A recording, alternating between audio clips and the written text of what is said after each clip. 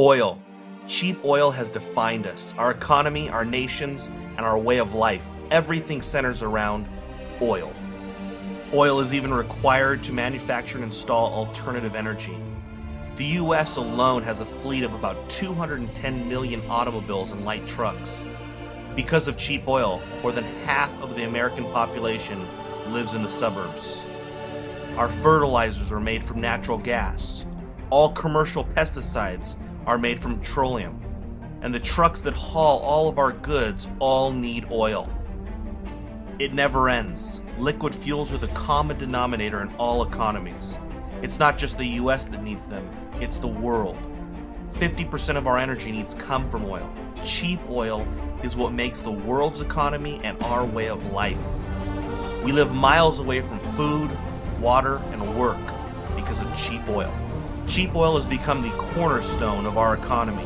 How else would it be possible for Americans to import food, clothing, and many other goods from China, who's 12,000 miles away?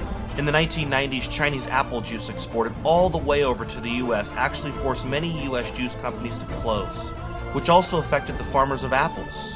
Now, even the apple farmers in the US fear that China will crush them in the fresh apple market. How is it possible that apple farmers 12,000 miles away in China could ever have an edge against local apple farmers in the States? 2 words: cheap oil. Now, in order to continue this lifestyle and globalization, the math is simple. The world needs to discover more oil and gas properties, and of course, produce more liquid fuels in order to keep up with demand.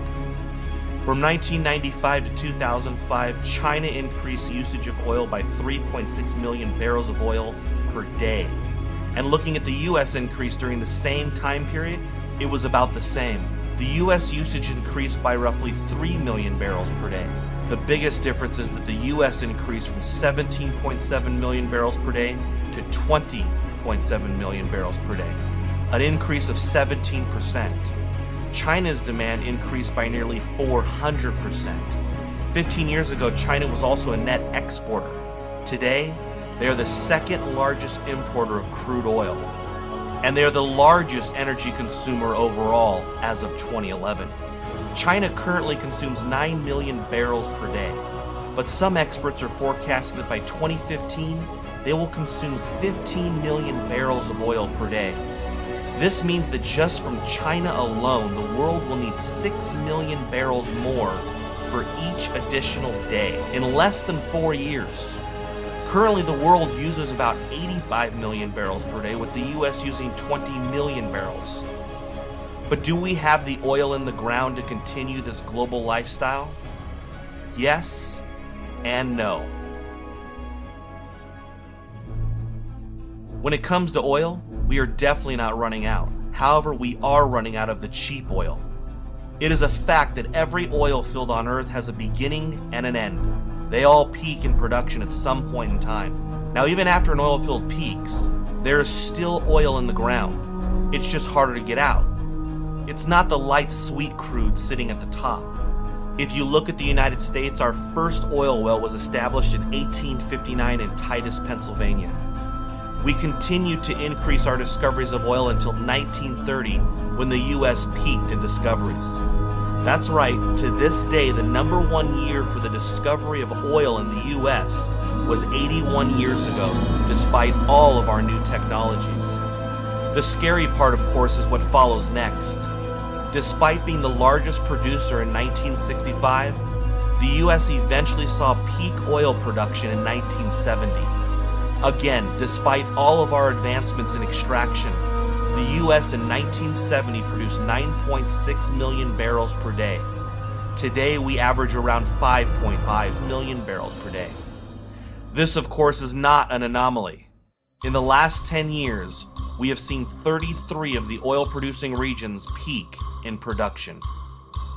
The world peaked in oil discoveries in 1964, a year that saw nearly 500 billion barrels of oil discovered. In 2010, discoveries had fallen below 100 billion barrels of oil. It's no wonder that every year in the last decade, the world has less and less oil exporters. In fact, in the next few years, Mexico, currently one of the largest exporters, will become an oil importer. The U.S. will lose its third largest supplier. Of the world's 4 super giant oil fields, 3 are officially in decline. However, many believe the 4th one is also in decline in Saudi Arabia. Mysteriously, oil reserves in Saudi Arabia have stayed about the same for decades. So either Saudi Arabia is lying or their oil fields are defying natural laws that all other oil fields have experienced. At the start of the Industrial Revolution, the world had a population of under 1 billion people. And now at the start of peak oil production, the world has grown to 7 billion people. If China, which currently has 1/10 of the amount of cars per capita compared to America, was to reach par with the US, we would need 7 more oil fields the size of Saudi Arabia's in order to meet that kind of demand. Currently, the government, which accounts for most of the wasted energy, is pushing for much more expensive alternative energies. However, even if the US wanted to currently replace just half of the oil we use per day, we would need 750 nuclear power plants. Today we have 104 and we live in a post-Japan tsunami world. Oil can also not be easily replaced, as it is also in fabric, toothbrushes, tires, insecticides, cosmetics, weed killers, paint, and tens of thousands of other everyday items. What about drill, baby, drill? Well, even if we were able to produce more, we are currently at a tipping point where global demand is about to overtake global inventory. Many oil producers are in political turmoil. Of course, NATO has already launched Operation Free Libya Oil. Saudi Arabia has stated that if oil prices rose too fast, that they would simply increase oil production.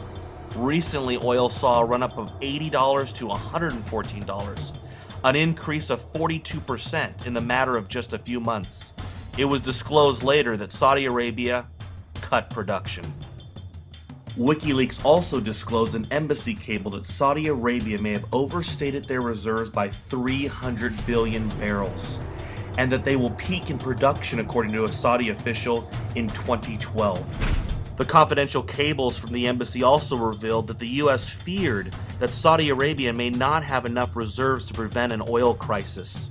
In fact, even the U.S. Department of Energy admits that a chance exists that we may experience a decline of world liquid fuels production between 2011 and 2015. Crude oil is too intertwined into our lives to expect anything less than a total lifestyle change if we have truly peaked in cheap oil production. When looking at gas, 73% is the price of crude oil, 11% is taxes, 10% is refining, and 6% is for transporting it. FutureMoneyTrends.com is projecting an oil crisis this decade that will not only change our lifestyles radically, it will change our world, ending globalization and restoring local economies. Already we are seeing a massive exodus from the suburbs that are far from cities and work. What may have been a beautiful home in 2005 is now vacant, vandalized, and foreclosed. The drive until you qualify housing boom has left many areas devastated. What do you think will happen when gas is over $15 per gallon? Many Americans not only live miles away from grocery stores, but the grocery stores themselves receive food that may have been transported from across the globe. Not to mention that the logistics of harvesting the food also requires liquid energy. Soon, we believe not only gardens will be rising up in the US, but front yard vegetable gardens will replace grass and flowers. Remember, no one can deny peak discoveries, and soon no one will deny peak production. Those that take advantage of preparing now will not only survive the great energy shock, they can prepare and even prosper in the future. For more information on what you can do to prepare for the unprecedented energy crisis, please visit FutureMoneyTrends.com.